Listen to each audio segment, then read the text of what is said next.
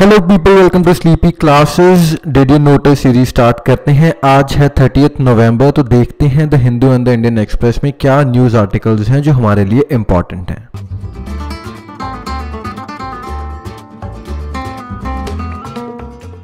तो स्टार्ट करते हैं द हिंदू के पेज नंबर 3 से। न्यूज़ है Lahore high court closure then Allahabad high court. तो बेसिकली बात कर रहे हैं कि नया हाई कोर्ट बेंच बनाना है for the western Uttar Pradesh. And हमारे लिए क्या इंपॉर्टेंट है कि हमें जानना है कि creation of a new high court या हाई कोर्ट बेंच अगर नया बनाना है तो उसके लिए क्या प्रोविजन है, क्या प्रोसीजर फॉलो किया जाता है।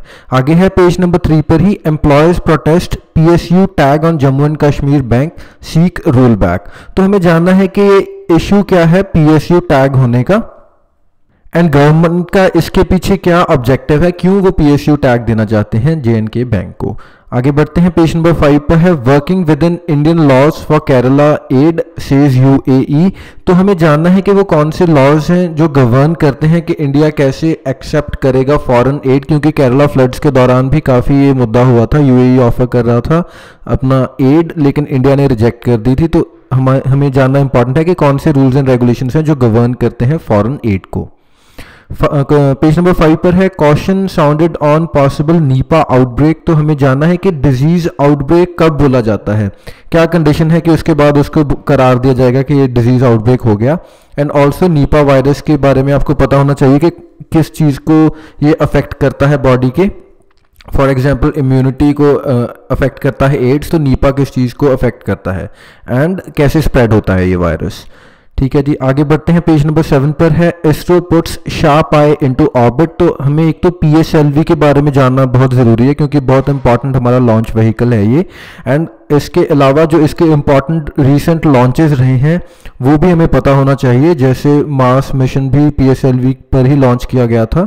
तो ऐसे जो भी और PSLV के थ्रू हमने लॉन्च किए होंगे चीज़ें। And hyper spectral imaging satellite, इसके बारे में हम डिस्कस कर चुके हैं पिछले न्यूज़, कई दिन से न्यूज़ में आ रहा है, तो इसके बारे में आप दोबारा से देख लीजिएगा अगर आपने नहीं चेक किया तो। आगे बढ़ते हैं, पेज नंबर 7 पर ही, assembly approves 60% reservation for Marathas. तो हमें क्या जानना है, एक तो कॉन्स्टिट्यूशनल प्रोविजंस क्या है रिजर्वेशन की, मोरओवर क्या कोर्ट केसेस हुए थे एंड सुप्रीम कोर्ट के क्या व्यूज़ हैं रिजर्वेशन पर, कैसे उन्होंने वेरियस कोर्ट केसेस में जजमेंट्स में अपने जो क्राइटेरिया है वो सेट किया। एंड ऑल्सो कौन कौन सी कम्युनिटीज़ हैं जो डिमांड कर रही हैं फॉर रिजर्वेशन एंड कौन सी स्टेट्स में जो ये मूवमेंट्स है वो अपने राइज पर है। जैसे हमने रिसेंटली देखा हरियाणा के केस में भी जो कम्युनिटी है जाट कम्युनिटी वो डिमांड कर रही है रिजर्वेशन की। तो ये सब चीज़ें एंड प्रीवियसली हमने देखा कि ये डिमांड्स गुजरात में भी आई थी, तो वहाँ पर क्यों वो फुलफिल नहीं हो पाई। एंड यहाँ पर महाराष्ट्र के केस में, मराठास के केस में कैसे गवर्नमेंट ने इसको जस्टिफाई किया है, किस बेसिस पर रिजर्वेशन दी है, तो ये सब चीज़ें हमें देखनी है। आगे बढ़ते हैं, पेज नंबर 8 पर। तो जो 4 आर्टिकल्स हैं काफ़ी इंपॉर्टेंट हैं। एक तो है the case for a progressive international.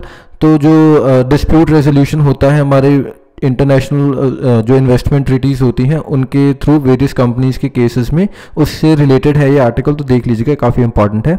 उसके बाद नंबर थ्योरी है, जो GDP का बैक डेटा दिया है रिसेंटली गवर्नमेंट ने, तो उसके ऊपर है ये। And another one is walking the tight rope and finally cool it. तो ये सभी आर्टिकल्स को आप पढ़ लीजिएगा, इसमें से ज़रूरी जो आपको चीज़ें लगे तो उसके नोट्स बना लीजिएगा।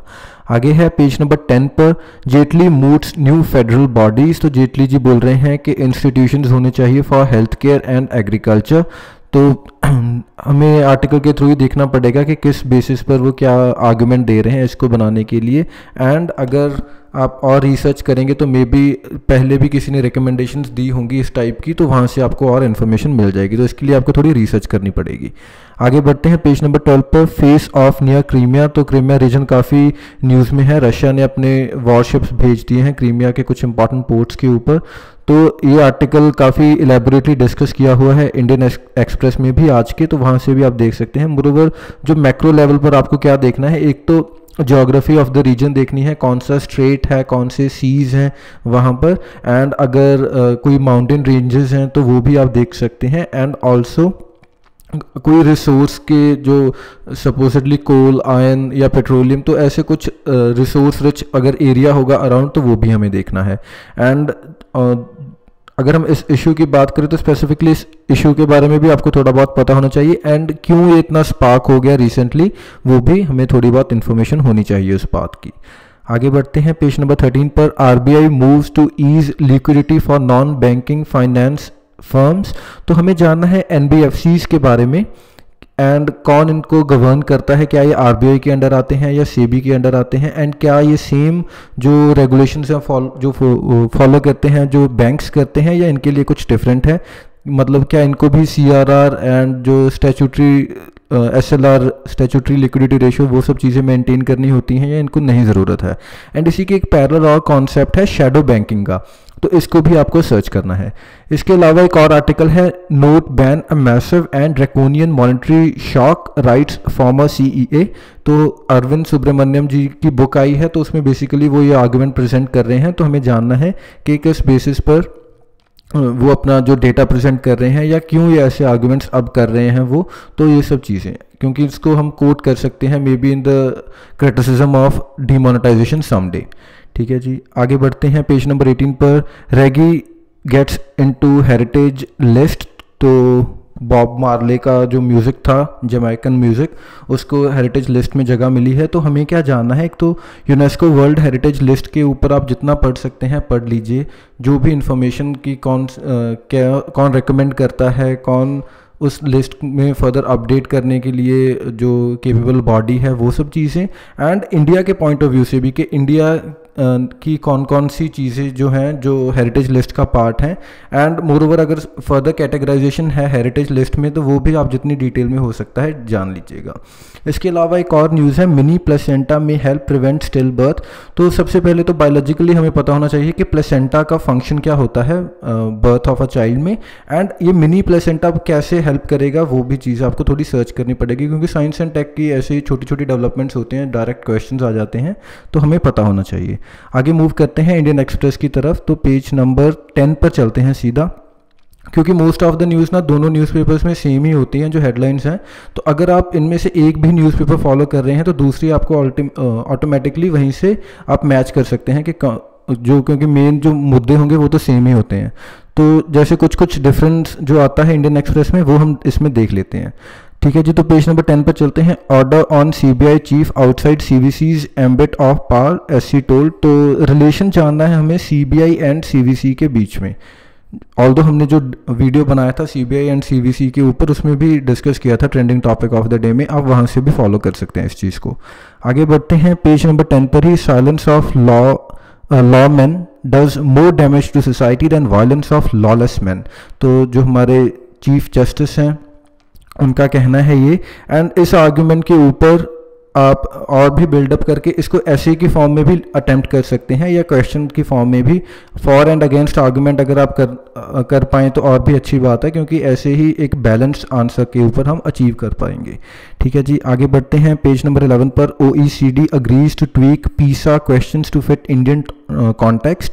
तो एक तो जानना है OECD के बारे में, एंड दूसरा ये जो पीसा है जो रैंकिंग देता है यूनिवर्सिटीज़ की, इसके बारे में भी हमें जानना है, क्योंकि इंडिया ने रिसेंटली इसको लीव कर दिया था एंड दोबारा से ज्वाइन किया है, तो ये हमारे लिए इंपॉर्टेंट है एजुकेशन के पॉइंट ऑफ व्यू से। आगे है पेज नंबर 14 पर। Back and fourth the selfish gene and the child left behind. तो 3 आर्टिकल्स हैं, एडिटोरियल पेज पर हैं, तो काफ़ी इंपॉर्टेंट हैं। जो बैक एंड फोर्थ है ये वही जीडीपी की सीरीज से रिलेटेड ही है, and the selfish gene it is related to the engineered baby जो बनाया है चाइना में, तो उस कॉन्टेक्स्ट में है, तो इम्पॉर्टेंट है ये भी। And the children left behind UNESCO की एक रिपोर्ट को डिस्कस कर रहे हैं वो इस आर्टिकल में, तो हमारे लिए काफ़ी इंपॉर्टेंट हो सकते हैं ये नोट्स बनाने के पॉइंट ऑफ व्यू से। आगे बढ़ते हैं पेज नंबर 15 पर। Terror in the age of freedom and breathing unhealthy silos. तो टेररिज्म के ऊपर जो 26/11 की जो सीरीज़ चल रही है इंडियन एक्सप्रेस की, उसमें ये आर्टिकल है, तो काफ़ी इंपॉर्टेंट लगा मुझे, तो ये आप देख लीजिएगा। एंड ब्रेकिंग अनहेल्दी सिलोज में वो traditional and modern medical system की बात कर रहे हैं, तो आप मे बी कहीं ना कहीं इस इंफॉर्मेशन को यूज़ कर पाएँ, तो इसलिए इसको भी थोड़ा ध्यान में रखिएगा। आगे है पेज नंबर 16 पर NIRF cautions IIT Kharagpur over complaints of fudging facts. तो नेशनल इंस्टीट्यूट रैंकिंग फ्रेमवर्क बनाया था रिसेंटली गवर्नमेंट ने, तो हमें जानना है इसके बारे में पूरा कि कौन इसको मैनेज करता है, कहाँ से ये डेटा लेता है। तो जो भी इंपॉर्टेंट चीज़ें होंगी, अगर इसकी साइट पर आप जाएंगे तो FAQ सेक्शन में जो भी कुछ इंपॉर्टेंट चीज़ें होती हैं वो तो आपने पढ़नी ही पढ़नी है। किसी भी गवर्नमेंट बॉडी की आप साइट पर जाएं, उसका FAQ खोलना बहुत ज़रूरी है, वहीं से क्वेश्चन निकल जाते हैं कई बार। ठीक है जी, आगे चलते हैं पेज नंबर 22 पर।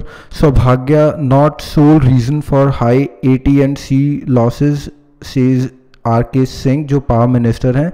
तो हमें जानना है सौभाग्य स्कीम के बारे में। रिसेंटली ही गवर्नमेंट ने लॉन्च की थी, एक फ्लैगशिप स्कीम ही बोल सकते हैं हम इस गवर्नमेंट की, तो इसके बारे में जानना इंपॉर्टेंट है। एंड इसके बाद एक और न्यूज़ है इसी पेज पर, Adani to fully fund its Australia coal project.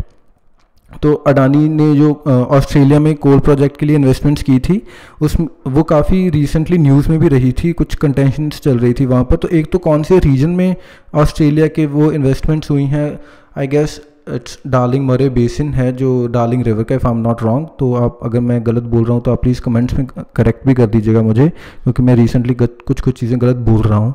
Anyway, तो एक तो आपको वो सर्च करना है कि कहाँ पर है जो डार्लिंग बेसिन है, या अगर वो डार्लिंग बेसिन ही है तो कि कहाँ पर इन्वेस्टमेंट हो रही है। एंड मोर ओवर, और जो दूसरी इंपॉर्टेंट बात है कि इंडिया अपने कोल इंपोर्ट्स को कहाँ से सोर्स करता है, कौन कौन से कंट्रीज़ हैं जहाँ से इंडिया कोल इंपोर्ट करता है। ऑल्दो हमारे पास इंडिया में भी अच्छे खासे रिजर्व्स हैं कोल के, तो पहला तो यही क्वेश्चन है कि हम क्यों इंपोर्ट करते हैं कोल, तो ये भी जानना इंपॉर्टेंट है हमारे लिए।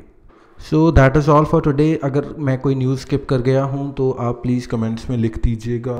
थैंक यू सो मच, मिलते हैं मंडे को, बाय बाय।